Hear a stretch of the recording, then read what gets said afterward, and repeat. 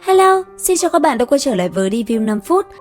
Bạn có biết vì sao Đấu La Đại Lục mùa Sủ đã kết thúc rất lâu rồi nhưng độ hot của siêu phẩm này vẫn chưa bao giờ dừng lại không? Theo thống kê của trang phim khủng mạnh nhất Trung Quốc, cho đến hiện tại thì Đấu La Đại Lục vẫn luôn nằm ở vị trí cao trong top 10 bộ phim hot nhất mọi thời đại. Mình tin chắc để có sự thành công này thì nhân vật chính Đường Tam là một trong những lý do khiến khán giả yêu thích bộ phim này như vậy. Thời gian đến phần 2, dù đã phát hành được hơn 20 tập, nhưng có lẽ phần lớn người xem vẫn chưa thấy được sự liên kết giữa hai phần đúng không nào? Và để cho các bạn hiểu rõ hơn thì trong video này mình sẽ bật mí một số tình tiết đáng chú ý được fan Đấu La Đại Lục mong chờ nhất nha. Đầu tiên, do tình tiết phim đang xoay quanh việc nhân vật Hoắc Vũ Hạo dần trưởng thành nên khá nhiều người còn tò mò về nữ chính.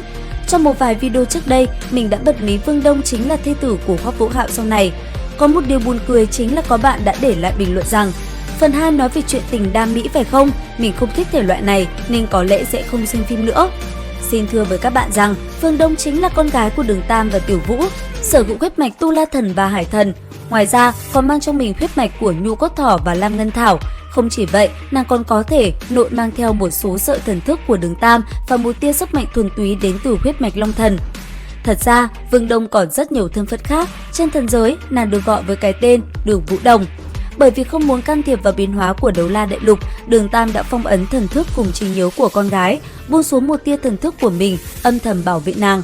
Đồng thời, hắn cũng mời Ngưu Thiên cùng Thái Thản ở bên cạnh bảo hộ nàng để tránh nàng bị thương tổn. Tuy vậy, hai người cũng cam đoan không quá can thiệp vào cuộc sống của Tiểu Vũ Đồng. Mà Tiểu Vũ Đồng mất trí nhớ hóa danh Vương Đông Nhi, trở thành thiếu tông chủ của Hạo Thiên Tông. Đến Đấu La Đại Lục, nàng giả làm Nam Nhi lấy tên là Vương Đông và tiến vào học viện Sử Lai Khắc. Trong lúc vô tình dung hợp ra Hạo Đông Lực cùng Vũ Hạo, Tiêu Tiêu, ba người tạo thành tổ hợp đạt được thành tích xuất sắc đứng đầu trong cuộc thi thăng cấp. Sau đó không lâu, hắn cũng thăng cấp lên đệ tử nòng cốt ngoại viện, đại diện tham gia của thi đấu hồn đại tái. Lấy thân phận đội viện dự bị trong cục diện cực kỳ khó khăn, giành được quán quân, bảo vệ vinh quang của Sử Lai Khắc. Bởi vậy, đạt được danh hiệu Sử Lai Khắc thất quái suốt đời. Sức mạnh của Vương Đông rốt cuộc đạt đến trình độ nào?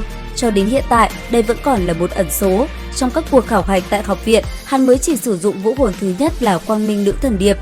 Thế nhưng nhiêu đây đã đủ đánh bại đối thủ của mình. Sau này, trên con đường trưởng thành của mình, vũ hồn thứ hai thuộc về Hạo Thiên Chùy cũng dần được hé lộ.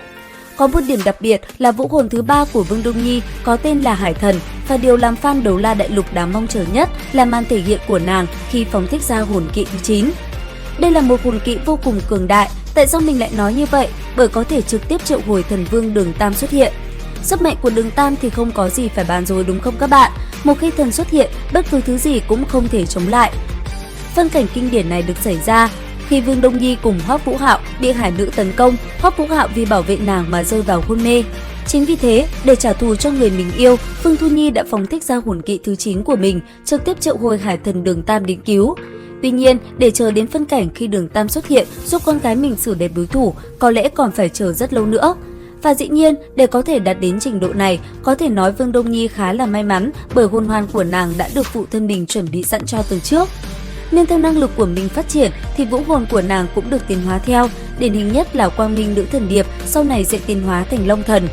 Như vậy, trên đây là một vài tình tiết về Vương Đông mà mình cảm thấy khá ấn tượng. Các bạn có yêu thích nhân vật này không? Cùng comment ý kiến dưới phần bình luận nhé! Video đến đây là hết. Xin chào và hẹn gặp lại các bạn ở những video tiếp theo.